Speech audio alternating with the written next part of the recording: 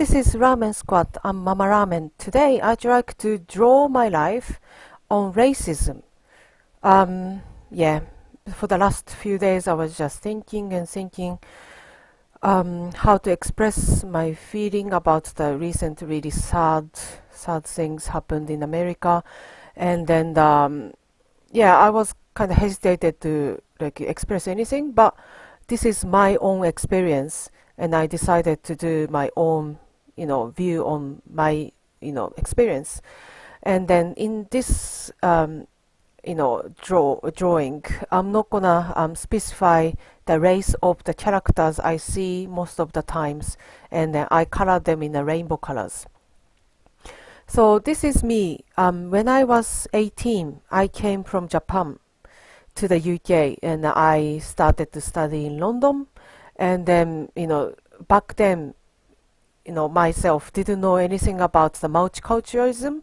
But since coming to London, I started to see my, friends from all around the world, and I absolutely loved it. Loved the new London life. It's great. We can be friends. We can get to know each other's culture, everything. I loved it. And in 2008, I've got a baby.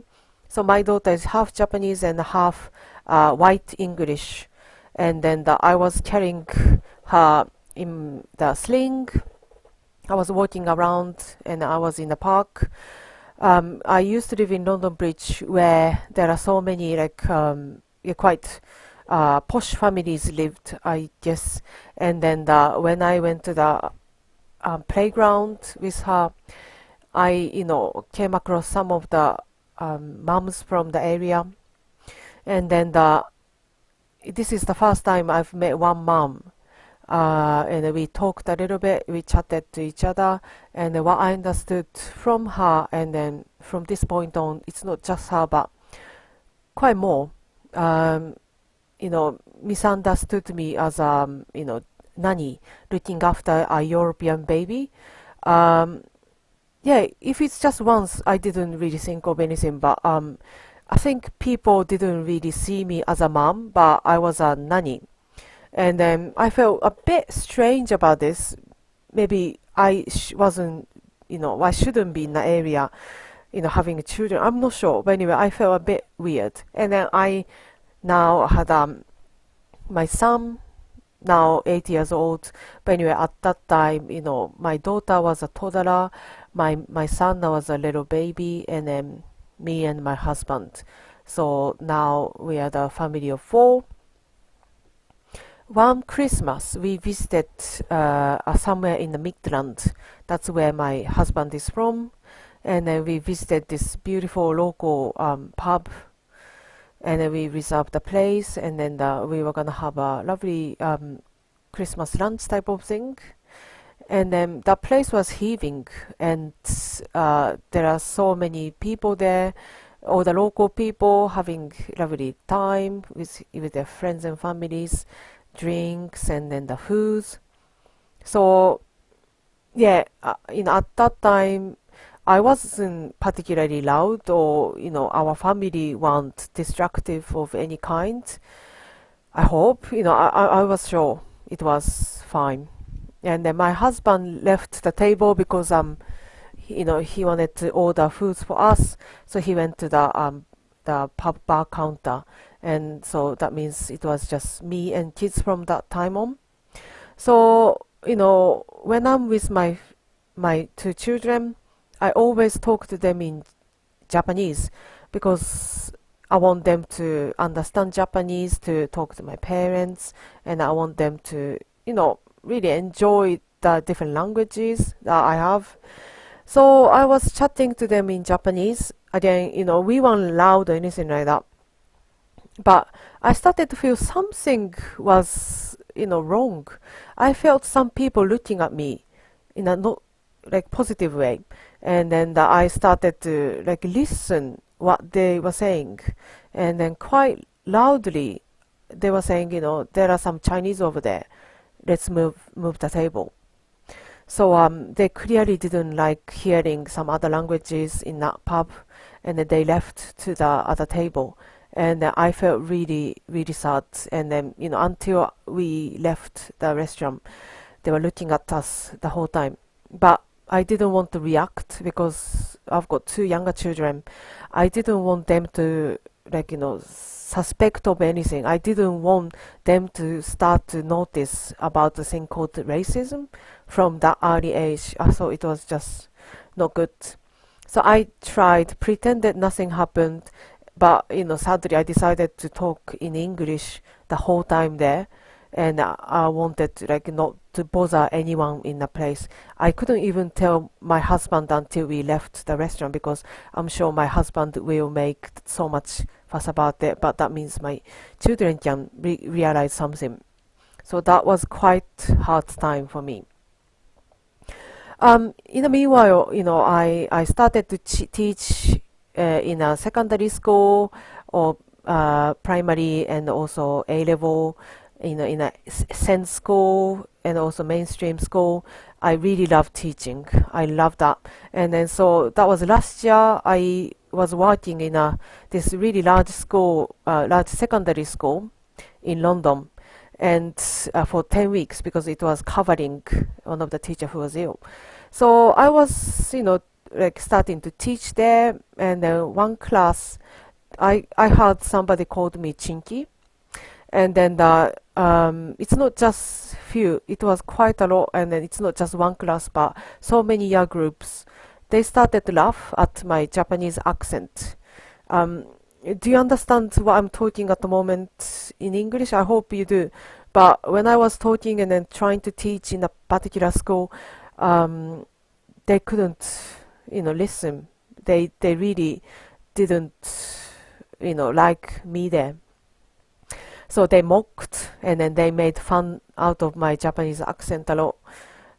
But I wanted to remain positive because all this time, I was always like that, being positive, and it might be a hard start, but sometimes, it takes time, but they will be okay, and then they will start enjoying my class. So that's what I was gonna do. But then anyway, one day I was covering one of the classes with another teacher. I was, having a break at the moment, but this particular class I could help the subject, so I offered to join the class, and I was trying to teach, but then again, some people there said, my English is not the English really, and then they started to laugh. I couldn't take it anymore. So I stopped talking, and I decided to leave. I walked, out of the classroom. I just said, I gotta go, bye. And then because there were another teacher there, she took over, kindly, and then she continued the class. Later on, she told me, she said something that actually made me really shocked. So the teacher, she supported me at that time, gave a speech to all of the class, said, "Have you seen your face this morning? Have you seen your face when you brush your teeth this morning? Was your face white?" And I was like, oh my god, that is shocking. But anyway, what she meant was, in this particular school I worked, there were no, almost like 5% of white-skinned children, but mostly 3 different races. And then she is from one of the races. And then she was talking all the grandparents and the parents of the children, fought for their right. They are still doing it this day, finding someone else to do the racial discrimination. And she wanted to point it out. And it is extreme. It is extreme, but I felt this is the reality. So this is just happened last year. It was in London, and this is the reality I experienced. Although, I still love London so much. I still believe in London. So, but after that, I thought about this. I thought about myself. Looking back, when I was in Japan growing up, I was a little girl. I was from the really countryside, so I'd never seen anyone other than Japanese race. So so the Japanese, population of what I knew, mostly all Japanese. But from the TV, I see more of the Tokyo-centric information and culture. So I love watching comedies and those TV channels. And one day at the TV, I think it was one of the comedy show. Inside the TV, I saw a person who is not Japanese, and then the other people there were all Japanese. And then he was talking in Japanese, but the Japanese people in the TV all mocked the person's accent. And then the person who was being mocked just still continued to be like humble. Probably that was the way to survive in Japan and to be liked in Japan. But when I was watching that, I laughed. I laughed at that. Even though it was media who made the show like funny show, but it was clearly a racism. But without knowing it, I laughed. And I remembered that after what happened to me in the big school in London, I reminded myself that, so I am part of it. I am part of the problem we face. And it's not just one race versus the rest of the race, or white versus black only, or anything like that. This is not. I was definitely part of it, which I realized. And then although I want to believe today I am not that person, but I never know. Without me realizing it, I might not be understanding someone somewhere. Never know.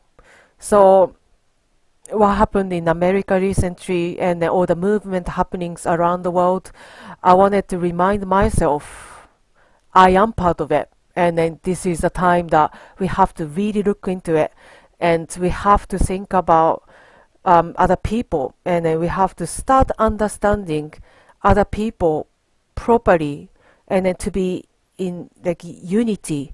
So that's what I wanted to tell you.